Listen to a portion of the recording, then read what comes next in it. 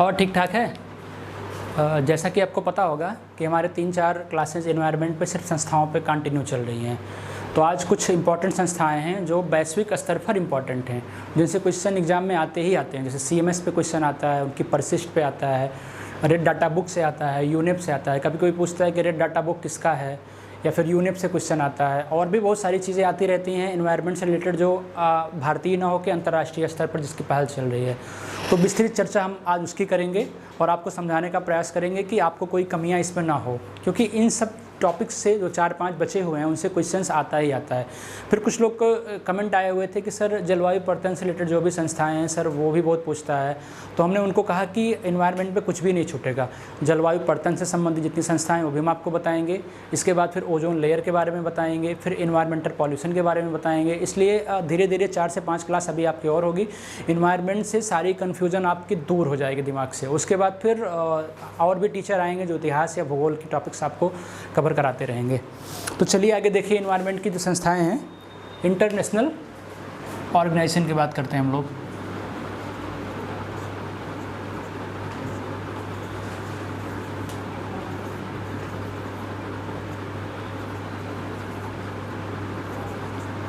International organisation, ठीक है। पहला देखिए IUCN की बात करते हैं, ठीक है। IUCN का इंटरनेशनल, ठीक है। चलिए इसका फुल फॉर्म लिख दीजिए।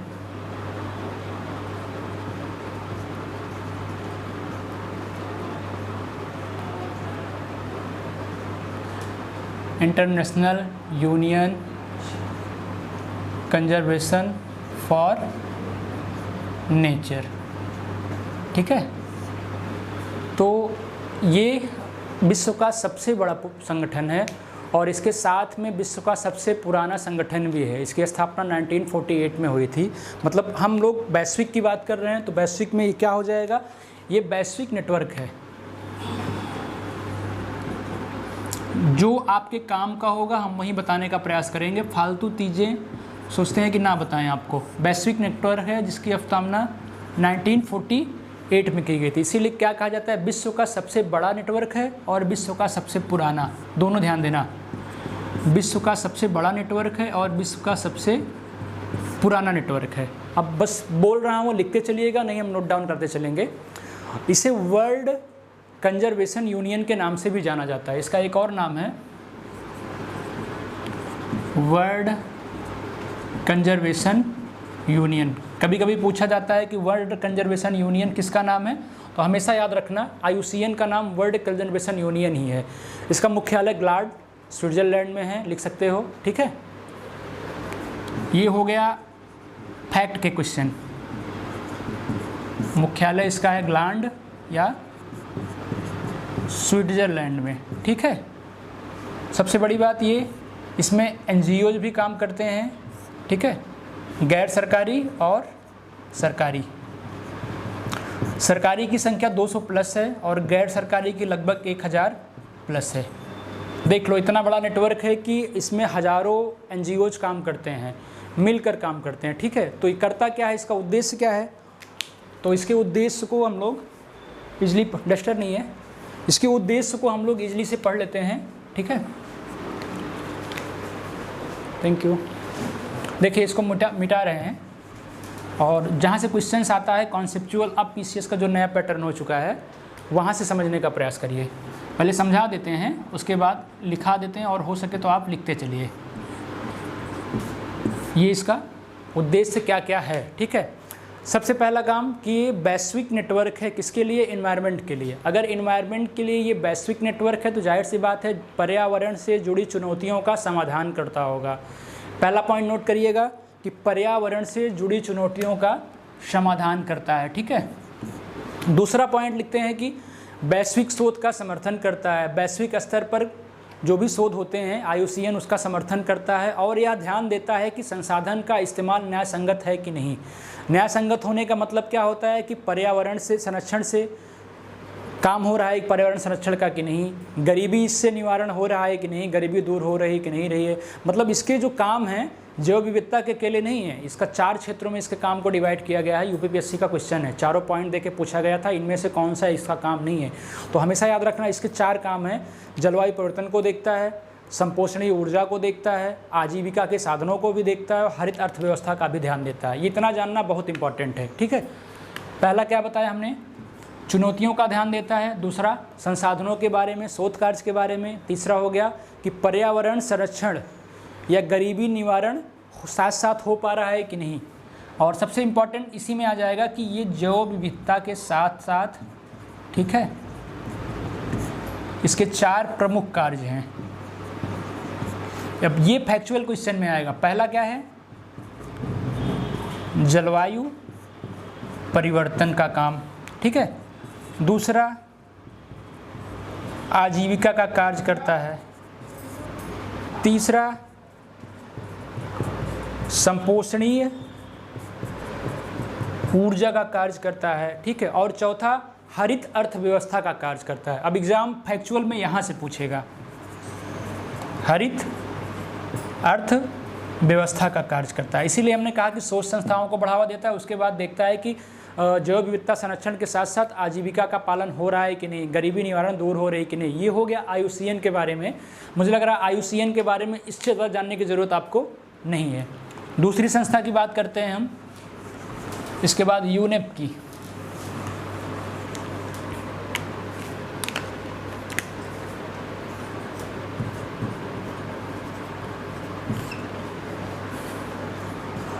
यूनाइटेड नेशन इन्वायरमेंटल प्रोग्राम, ठीक है। ये सारे के सारे वैश्विक स्तर पर हैं, मतलब यूनाइटेड नेशन लगा है तो ये संयुक्त महासभा का प्रोग्राम होगा। और सच में ये संयुक्त राष्ट्र महासभा के अंतर्गत आता है। और 1972 का जो स्टॉकहोल्म सम्मेलन था उसी के दौरान इसकी बैठक हुई थी और इसके मुख्यालय की स्थापना की गई थी नैरोबी में। जो फैक्चुअल क्वेश्चन है वो ध्यान दीजिएगा। इसका हेडक्वार्टर कहाँ है, नैरोबी। कार्य क्या करता है, उसी के साथ इसकी भी स्थापना हुई थी स्टॉकहोल्म सम्मेलन के दौरान। तो ये सारे कन्वेंशंस, मुझे लग रहा है पहली बैठक जब 72 में हुई थी तो वहाँ पे एक रणनीति चर्चा की गई थी, किन किन समस्याओं पे हमारे देश की वन जीवों को, स्पीसीज को समस्याएं हैं, उस पर निवारण करने की बात की गई थी। जैसे अभी हम लोग पर्यावरण दिवस मनाते हैं 5 जून को ना, 5 जून को मनाते हैं, तो ये भी उसी के सम्मेलन का एक भाग है जो हम लोग 5 तारीख को मनाते हैं, ठीक है। तो ये सब ध्यान देना। आगे देखिए ये कार्य क्या करता है, ये पर्यावरणीय निरीक्षण करता है और परिरक्षण के लिए उत्तरदायी है। संस्था का नाम क्या, यूनेप जो है पर्यावरणीय निरीक्षण और परिरक्षण के लिए उत्तरदायी है। ये कार्यक्रम जो संगठन है सभी पर्यावरणीय रूपरेखा को तैयार करता है, जितने पर्यावरण के रूपरेखा होते हैं उनको तैयार करता है। जैसे अगर कोई समिति का गठन हो रहा है, संस्था का गठन हो रहा है तो उसमें ये प्रतिभाग करता है। जैसे कि एक सबसे इम्पोर्टेंट क्वेश्चन आता है कि यूनेप IPCC की स्थापना किसने की थी। IPCC की स्थापना जो है याद रखना यूनेप और WMO ने मिलके किया था, ठीक है। तो ये चीज़ वहाँ से निकल के आता है कि ये दोनों कार्य करता है और संयुक्त राष्ट्र महासभा का भाग है। हमने आपको बता दिया कि संयुक्त राष्ट्र महासभा के अंतर्गत आता है और उसका एक भाग है। और ये एक चीज़ याद रखना, पर्यावरणीय जितनी परियोजनाएं होती हैं उसको ये आर्थिक सहायता भी देता है। गर्मी कुछ ज़्यादा ही है, जितनी परियोजना होती है उसको आर्थिक सहायता देता है, ठीक है। और अब देखने की आगे बात है कि और ये क्या करता है। सबसे बड़ी बात क्या कहते हैं, इसी में नोट कर लेना कि जो पर्यावरण दिवस 5 जून को मनाया जाता है यूनेप की ही एक पहल है, ठीक है। जो हम लोग पर्यावरण दिवस मनाते हैं वो यूनेप की पहल है। ये चीज़ कभी मत भूलना कि ये यूनेप की ही पहल है, क्योंकि इसी समय निर्णय लिया गया था कि हम लोग स्टॉकहोल्म में कि पर्यावरण दिवस को मनाएंगे। बस इसके लिए इतनी जानकारी मुझे लग रहा है इनफ है आप लोग के लिए। और क्या कहते हैं, ये याद रखना हमेशा नैरोबी, और ये याद रखना हमेशा बाकी ये परियोजनाओं को आर्थिक सहायता देता है। पर्यावरण दिवस यूनेप के अंतर्गत ही आता है। बाकी इसके बारे में कहानियाँ तो हज़ारों में बताते जाएंगे, लेकिन कोई मतलब नहीं लिखने का। उतना जानकारी रखिए जितना आपके एग्ज़ाम में आपका काम हो जाए, ठीक है। जैसे WWF एक छोटी सी संस्था है, उसके बारे में फेमस ये है कि क्या कहते हैं, वर्ल्ड वाइल्ड फंड के नाम से उसको जानते हैं, याद रखना, WWF, ठीक है, वर्ल्ड वाइड फंड के नाम से जानते हैं। इसके बारे में इतनी जानकारी रखना कि करता क्या है। ये भी अंतर गैर सरकारी संगठन है, अंतर्राष्ट्रीय गैर सरकारी संगठन है। 1961 में स्विट्जरलैंड के कहाँ हुआ था, अब याद करो 1961 के, हमने ये चीज़ पहले भी आपको बता चुका था, चलो ठीक है छोड़ो, नहीं याद होगा, हम जान रहे हैं। तो 1961 में स्विट्जरलैंड में इसकी स्थापना की थी। क्या काम करता है याद रखना इसके बारे में, सब विश्व का सबसे बड़ा स्वतंत्र संरक्षण नेटवर्क है और संगठन है। विश्व का सबसे बड़ा स्वतंत्र संरक्षण क्या है, संगठन है, ठीक है। इसका एक स्लोगन पूछता है, याद रखना, अभी एग्जाम में आता है इसलिए हम इसको थोड़ा सा बता दे रहे हैं। ये स्लोगन कभी मत भूलना, आने वाले एग्जाम्स में PCS में आ सकता है, अभी आया नहीं है, नाम लिख लेना, for a living planet, for a living planet, ठीक है। बाकी जो है इनसे रिलेटेड सुविधाएं जो होती हैं उनको फंड दिलाता है, ये सारा कार्य करता है। बस ये याद रखना WWF का इस स्लोगन है फॉर अ लिविंग प्लैनेट, ठीक है। अब सबसे इम्पॉर्टेंट संस्था की बात करते हैं साइट्स की, जहाँ से क्वेश्चंस आते हैं और UPSC का तो फेवरेट क्वेश्चन है साइट्स, ठीक है। इसका फुल फॉर्म नोट कर लीजिए साइट्स का, ठीक है। The convention on international trade, लिख दे रहा हूँ, the convention on international trade and the convention on international trade and endangered species of wild, ठीक है, इंडेंजर्ड स्पीसीज लिख सकते हो इसके आगे, of wild flora and fauna, मतलब स्पेशली किसके लिए है, इंडेंजर्ड स्पीसीज के लिए, उसके बाद फ्लोरा एंड फौना के लिए, ठीक है। अब इसका काम क्या है, ये भी सरकारों के बीच अंतर्राष्ट्रीय संबंध है, सरकारों के बीच अंतर्राष्ट्रीय समझौता हुआ है, किस बात का, कि वन्य जीव और वनस्पतियों के लिए जो लुप्त प्राय हो रही हैं उन प्रजातियों के लिए उनका क्या कहते हैं हम संरक्षण करें, ठीक है। ये उसके लिए नाम से ही स्पष्ट है, एक तो प्रजातियों के लिए, दूसरा वनस्पतियों के लिए, फ्लोरा एंड फौना, ठीक है, वनस्पतियों के लिए। काम क्या करता है, इसका उद्देश्य क्या है, इसका उद्देश्य ये है कि ये जंगली जानवरों, स्पीसीज का मतलब, और पौधों के लिए जो अंतर व्यापार होता है उसके अस्तित्व पर अगर खतरा होता है तो उसका क्या कहते हैं संरक्षण करता है, ताकि उसके अस्तित्व को खतरा ना हो, ठीक है। इससे सबसे इम्पॉर्टेंट एक क्वेश्चन आता है, इसको वाशिंगटन सम्मेलन के नाम से जानते हैं, क्योंकि पहला सम्मेलन इसका कहाँ हुआ था, वाशिंगटन में हुआ था, इसलिए इसको वाशिंगटन सम्मेलन के नाम से हम जानते हैं, ठीक है। ये याद रखना, और बाकी याद रखने की चीज़ें बहुत ज़्यादा नहीं है। इसका पहला कन्वेंशन हुआ था, कुछ लोग पूछ रहे हैं 1975 में, याद रखना, वाशिंगटन में, इसीलिए इसका नाम क्या पड़ गया, वाशिंगटन सम्मेलन। सबसे इम्पॉर्टेंट क्वेश्चन जहाँ से आता है कि इसमें 3 परिशिष्ट हैं, 3 तरह के पौधे जीव जंतुओं को डिवाइड किया गया है जिनका अलग अलग तरीके से संरक्षण होता है, उसको बोलते हैं अपेंडिक्स, ठीक है। अब क्वेश्चन यहाँ से बनता है, इसका काम आप लोगों ने जान लिया। देखो इसका 3 अपेंडिक्स हैं, फर्स्ट, सेकेंड, थर्ड, ठीक है। तो फर्स्ट में क्या है, फर्स्ट में ये है कि जिनका अस्तित्व संकटग्रस्त है, ठीक है, व्यापार की अनुमति मिलती है लेकिन असाधारण परिस्थितियों में व्यापार किया जाता है, जब बहुत ज़्यादा जघन्य परिस्थितियां हो जाएं कि नहीं अब इनका व्यापार किया ही जाना चाहिए तब, तो मतलब सबसे खतरनाक चीज़ों में यही आता है। जैसे हम क्या पढ़ रहे थे, 1972 का अधिनियम पढ़ रहे थे, तो उसमें 6 परिशिष्ट थी, 6 परिशिष्टियों में क्या दिया होता, 1-2 पे व्यापार करना प्रतिबंध था, जुर्माना भी था, फिर दूसरे तीसरे पे कम था, फिर चौथे में और कुछ कम था, फिर 5वें में क्या था, 5वें में दिया हुआ था वनस्पतियों के बारे में, उसके व्यापार के बारे में, ठीक है। तो उनको संरक्षण प्राप्त था। तो लिख सकते हो पहले में क्या है, जिनका अस्तित्व एकदम संकटग्रस्त है उनका संरक्षण किया जाता है, इसमें फर्स्ट में रखा जाता है। और दूसरों में जिसका असंगत उपयोग ना हो, या ध्यान दिया जाता है कि व्यापार से बचाना है इनको, जैसे ये तो संकटग्रस्त के रूप में आ गई, ठीक है। और दूसरा क्या हुआ कि ये भविष्य में संकटग्रस्त हो जाएंगे, इसलिए इनके व्यापार पर प्रतिबंध लगाया जाए, ठीक है। इसके व्यापार पर क्या किया जाए, प्रतिबंध लगाया जाए। और तीसरा सबसे इम्पॉर्टेंट है, हमेशा पूछता है कि इसमें कम से कम 2 देशों के बीच समझौता किया जाता है। ठीक है, 2 देशों के बीच स्पीशीज़ का समझौता होता है, और वो देश क्या होता है, वो देश जो है साइट का सहयोगी व्यापार हो और वो नियंत्रण करने की मांग करता है। जैसे आपके यहाँ कोई स्पीशीज़ हो गई, ठीक है, और 2 देशों के बीच समझौता है, और वो कहता है अंतर्राष्ट्रीय स्तर पर कि हम साइट्स में शामिल हैं, क्या कहते हैं, और हमारी स्पीशीज़ ये विलुप्त हो रही है, आप इसका संरक्षण करिए। तो यहाँ पे उसका ध्यान दिया जाता है, क्या करने के लिए, संरक्षण करने के लिए। ठीक है, तो देख लिया साइट्स के बारे में हमने आपको समझा दिया। मुझे लग रहा है साइट से भी इससे आगे क्वेश्चन आने की संभावनाएं नहीं है, ना इसके बाद आएगा।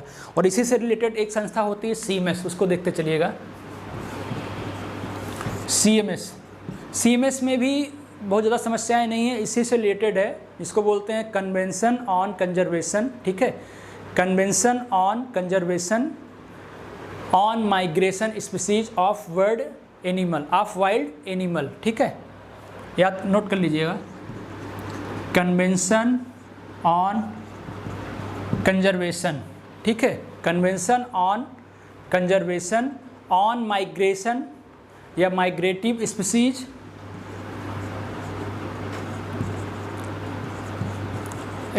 ये इसका फुल फॉर्म हो गया। लेकिन इसको बढ़ाने के लिए, स्पेसिफाई करने के लिए किसके लिए है, ऑफ वाइल्ड एनिमल, जंगली जानवरों के लिए है, ऑफ वाइल्ड एनिमल। इसमें क्या होता है देख लीजिए, सारी की सारी चीज़ें वैश्विक स्तर पर चल रही है, तो कह सकते हो कि वैश्विक स्तर पर प्रवासी वन्यजीवों एवं उनके आवासों को सुरक्षित करना इसका काम है। ये यूनेप का कार्यक्रम है, ये क्वेश्चन बार बार आता है, ये यूनेप का कार्यक्रम है, ये मत भूलना है। 3-4 ऑप्शन देगा, UNFCCC का है, IUCN का है, किसका है ये कार्यक्रम, यूनेप का है। कार्य क्या करता है, वैश्विक स्तर पर प्रवासी वन्यजीवों एवं उनके आवासों को सुरक्षित करता है, और इसे वान सम्मेलन के नाम से जाना जाता है।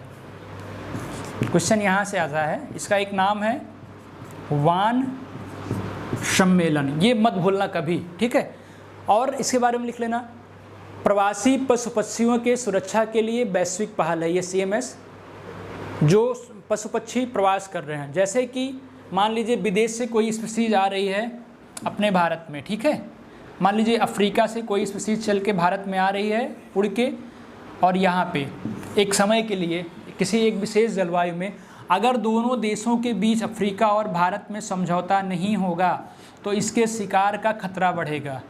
मतलब अगर ये इंडेंजर्ड में है तो भारत में कहा जाएगा इसको, भैया ये हमारे यहाँ इंडेंजर्ड में है, आप इसकी सुरक्षा प्रदान करिए, तो भारत उसको सुरक्षा प्रदान करता है। तो कह सकते हो 2 देशों के बीच क्या करता है ये कार्य, सुरक्षा का काम करता है पशु पक्षियों के बीच का। ठीक है, जो उड़ के पक्षियाँ वहाँ से वहाँ आती हैं, बाकी कोई मतलब नहीं है। इसमें 2 परिशिष्ट हैं, दोनों परिशिष्ट में क्या है, एक में विलुप्त का खतरा होता है, उसका हम संरक्षण करते हैं, और दूसरे में अंतर संबंध के माध्यम से लाभ पहुंचा सकते हैं, जैसे कि मैंने बताया 2 देशों के बारे में। बस इतनी जानने की ज़रूरत है। बाकी जो जलवायु परिवर्तन की समस्याएं हैं, उससे रिलेटेड जो भी संस्थाएं हैं, संगठन हैं, उसको हम अगली क्लास में देखेंगे। ठीक है, बस धन्यवाद।